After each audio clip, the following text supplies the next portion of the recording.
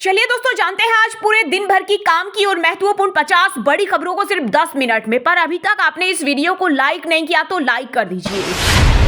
दिल्ली चुनाव का poles 11 exit poll में से 9 में भाजपा को 27 साल बाद सत्ता, 2 में आम आदमी पार्टी की सरकार। पोल्स में भाजपा को 39, आप को 30 और कांग्रेस को 1 सीट मिलती दिख रही है। अगर भाजपा को बहुमत मिलता है तो वो 27 साल बाद सत्ता में लौटेगी।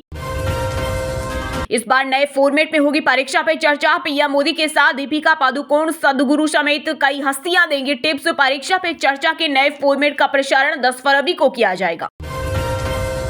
म्यांमार सीमा पर कटीले तार लगाने का किया विरोध, 3 राज्यों में काम शुरू नहीं। नगा संगठन की चेतावनी, प्रोजेक्ट में काम किया तो गंभीर नतीजे होंगे। भारत को 2025 में मिलेगी S-400 की चौथी स्क्वाड्रन। रूस से 5 की डील, 3 मिल चुके। 400 किलोमीटर तक रेंज, 80% टारगेट सटीक रहते। वित्त मंत्रालय कर्मचारियों के AI टूल्स इस्तेमाल पर लगाई रोक। चैट GPT और डीप सीक नहीं चला पाएंगे, वजह गोपनीय जानकारी लीक होने का खतरा। पीएम मोदी के अमेरिका दौरे से बौखलाए आतंकी पन्नू, वीडियो जारी कर एजेंसियों को दिया लालच। बोला खालिस्तानियों की सूची दो, US में करवा दूंगा सेटल। महाकुंभ मेले में बैरिकेडिंग हटाई गई। संगम तट जाने के लिए सिर्फ 3 किलोमीटर पैदल चलना पड़ेगा। आज कई VVIP लगाएंगे डुबकी। उत्तर प्रदेश में रोजगार के खुलेंगे द्वार, सीएम योगी देंगे इस्तीफा। 8 लाख करोड़ से अधिक का बजट लाने की तैयारी, अखिलेश सरकार के बजट से 2 गुना। महापंचायत के लिए किसानों की तैयारी हुई तेज, गांव गांव जाकर जुटा रहे समर्थन। 14 तक हर दिन कार्यक्रम, डल्लेवाल के अनशन का 73वां दिन। दिल्ली विधानसभा चुनाव के एग्जिट पोल्स में बीजेपी उत्साहित, वहीं आम आदमी पार्टी बोली हम सर्वे नहीं सीधे सरकार में आते हैं। हिंदू समाज विश्व का गुरु बनेगा, इसमें कोई दो राय नहीं। केरल में बोले RSS प्रमुख मोहन भागवत, कहा हिंदू समाज को अपना जीवन चलने के लिए हिंदू एकता की आवश्यकता है, उसमें से शक्ति उत्पन्न होगी। महाकुंभ भगदड़ को लेकर न्यायिक आयोग ने लोगों से मांगी जानकारी। हरियाणा और मणिपुर के मुख्यमंत्री ने भी संगम में लगाई डुबकी। अब तक 39 करोड़ से ज्यादा श्रद्धालु स्नान कर चुके। बजट सत्र का 5वां दिन, भारतीय नागरिकों के डिपोर्टेशन पर कांग्रेस चर्चा चाहती है। सांसद बोले पूरा देश हैरान, भारत सरकार चुप क्यों। शादी से पहले अडानी ग्रुप के चेयरमैन गौतम अडानी के बेटे जीत का संकल्प, हर साल 500 दिव्यांग लोगों को शादी के लिए 10 लाख देंगे। 7 फरवरी को दीवा शाह से करेंगे शादी।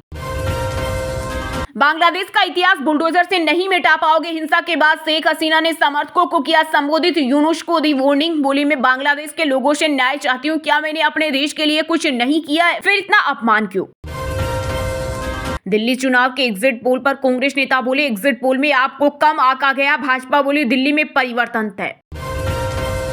मिल्कीपुर उपचुनाव के बाद भड़के अखिलेश यादव, बोले चुनाव आयोग मर गया है, सफेद कपड़ा हमें भेंट करना पड़ेगा। भारत बांग्लादेश बॉर्डर पर BSF और घुसपैठियों में हुई झड़प। बंगाल के दिनाजपुर में हुए हमले में एक जवान घायल, हथियार लेकर घुसे थे, एक को पकड़ा। नागा सन्यासी आज से जाएंगे काशी, उदासीन अखाड़ों के संत जाने लगे। कुछ अखाड़े 12 तक रुकेंगे, वहीं बड़े साधु संत 12 फरवरी तक जाएंगे। दिल्ली चुनाव के एग्जिट पोल पर संजय राउत का बड़ा बयान, हमें पूरा भरोसा है कि बीजेपी दिल्ली में नहीं जीतेगी। असल पोल के नतीजे 8 तारीख को तय होगा। राजस्थान विधानसभा में उठा गहलोत राज के जिले खत्म करने का मुद्दा। कांग्रेस विधायक ने कहा पिक एंड चूज की नीति के आधार पर जिले खत्म किए। आम आदमी पार्टी के गढ़ में कांग्रेस और AIMIM कर सकती है कमाल। दिल्ली की 8 मुस्लिम बहुल सीटों पर बदलाव की उम्मीद। कांग्रेस का अहंकार नहीं होता तो देश की स्थिति थोड़ी होती। सपा सांसद राम गोपाल यादव बोले कांग्रेस ही एकमात्र कारण है कि मोदी हारे नहीं। कांग्रेस के नेतृत्व में इंडिया गठबंधन को अपेक्षित सफलता नहीं मिली। छत्तीसगढ़ में कांग्रेस के घोषणा पत्र को भाजपा ने बताया कॉपी पेस्ट। मंत्री केदार बोले ये वास्तव में ढकोसला पत्र। कांग्रेस बोली अटल विश्वास पत्र काल्पनिक। आज शाम पीएम मोदी की अध्यक्षता में होगी कैबिनेट मीटिंग। नए आयकर बिल को मिल सकती है मंजूरी। हरियाणा चुनाव में हारे बीजेपी के नेताओं को मिली बड़ी जिम्मेदारी। निकाय चुनाव से पहले सीएम सैनी का बड़ा ऐलान, कहा जनता के कल्याण के प्रति पूरी तरह से समर्पित हो जाए और केंद्र व राज्य सरकारों के विकास कार्यों को गति प्रदान करे। टॉयलेट जाने के लिए भी नहीं खोली हाथों की हथकड़ी और पैरों की बेड़ियां। अमेरिका से लौटे अवैध प्रवासी की खौफनाक आप बीती। उत्तराखंड पहुंचे यूपी के सीएम योगी, बोले 22 से 23 दिनों में महाकुंभ में 39 करोड़ लोगों ने स्नान किया। कल भतीजे की शादी में होंगे शामिल। गोल्ड की कीमत पहली बार 84,500 के पार, रुपया ऑल टाइम लो पर पहुंचा। अमेरिकी डॉलर के मुकाबले 25 पैसा गिरकर 87.37 पर आया। महामुकाबले को लेकर गंभीर के बयान पर रवि शास्त्री ने दी प्रतिक्रिया। चेतावनी देते हुए कहा, लोग परवाह नहीं करते कि आपने अतीत में क्या किया है। चलिए दोस्तों, अब जानते हैं जो आम आदमी के काम की और फायदेमंद खबरें हैं उनको विस्तार से। पर इससे पहले अभी तक आपने इस वीडियो को लाइक नहीं किया तो लाइक कर दीजिए। दिल्ली चुनाव का poll of polls, 11 exit polls में से 9 में भाजपा को 27 साल बाद सत्ता, 2 में आम आदमी पार्टी की सरकार। पोल ऑफ पोल्स में भाजपा को 39, आप को 30 और कांग्रेस को 1 सीट मिलती दिख रही है। अगर भाजपा को बहुमत मिलता है तो वो 27 साल बाद सत्ता में लौटेगी। जी हां, दिल्ली विधानसभा की 70 सीटों पर बुधवार शाम को वोटिंग खत्म होने के बाद 11 एग्जिट पोल आए। 9 में भाजपा को बहुमत तो 2 में आम आदमी पार्टी की सरकार बनने का अनुमान है। पोल ऑफ पोल्स में भाजपा को 39, आप को 30 और कांग्रेस को 1 सीट मिलती दिख रही है। जेवीसी और पोल डायरी के एग्जिट पोल में अन्य को भी एक सीट मिलने के आसार हैं। अगर भाजपा को बहुमत मिलता है तो वो 27 साल बाद सत्ता में लौटेगी। इससे पहले 1993 में भाजपा ने 49 सीटें जीती और 5 साल में 3 सीएम बनाए थे।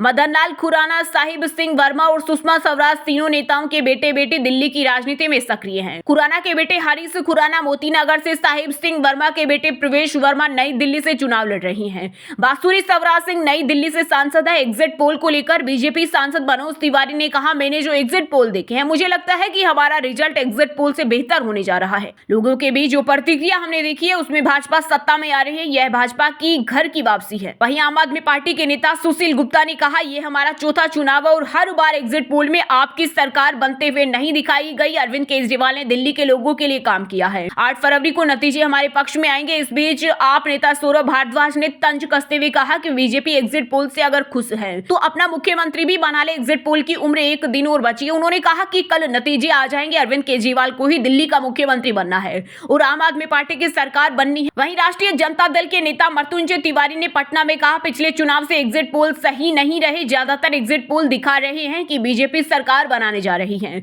लेकिन कुछ दिखा रही है कि आम आदमी पार्टी सरकार बनाने जा रही है। उन्होंने कहा, लोगों का एग्जिट पोल पर भरोसा खत्म हो गया। हरियाणा में क्या हुआ है, हमें पूरा भरोसा है कि दिल्ली में भाजपा सरकार नहीं बनाएगी, आम आदमी पार्टी वहां सरकार बनाएगी। चुनाव आयोग मर गया, सफेद कपड़ा भेंट करना पड़ेगा। सपा प्रमुख अखिलेश यादव का विवादित बयान। बोले, मतदाताओं में भय पैदा कर मतदान को अप्रत्यक्ष रूप से प्रभावित करने का यह लोकतांत्रिक अपराध है। इसे लोगों को तत्काल हटाया जाना चाहिए और दंडात्मक कार्रवाई की जानी चाहिए। जी हां, समाजवादी पार्टी के प्रमुख अखिलेश यादव ने मिल्कीपुर विधानसभा उपचुनाव में मतदान में गड़बड़ी के आरोपों को लेकर प्रतिक्रिया देते हुए विवादित बयान दिया है। अखिलेश ने दिल्ली में कहा, यह बीजेपी का चुनाव लड़ने का तरीका है। चुनाव आयोग मर गया है, हमें उससे सफेद कपड़ा भेंट करना पड़ेगा। दरअसल बुधवार को अखिलेश यादव ने दावा किया था कि दिल्ली मिल्कीपुर उपचुनाव में मतदाताओं के पहचान पत्र की जांच कर रही है। उन्होंने चुनाव आयोग से इस मामले में कार्रवाई करते हुए संबंधित अधिकारियों को हटाने की मांग की थी। अखिलेश यादव ने कहा कि चुनाव आयोग को इस खबर से जुड़ी तस्वीरों का तुरंत संज्ञान लेना चाहिए कि अयोध्या पुलिस मिल्कीपुर में मतदाताओं के पहचान पत्र की जांच कर रही है, जिसमें वरिष्ठ पुलिस अधिकारी भी शामिल हैं। मतदाताओं में डर पैदा करके अप्रत्यक्ष रूप से मतदान को प्रभावित करने का यह एक लोकतांत्रिक अपराध है। ऐसे लोगों को तुरंत हटाया जाना चाहिए और दंडात्मक कार्रवाई की जानी चाहिए।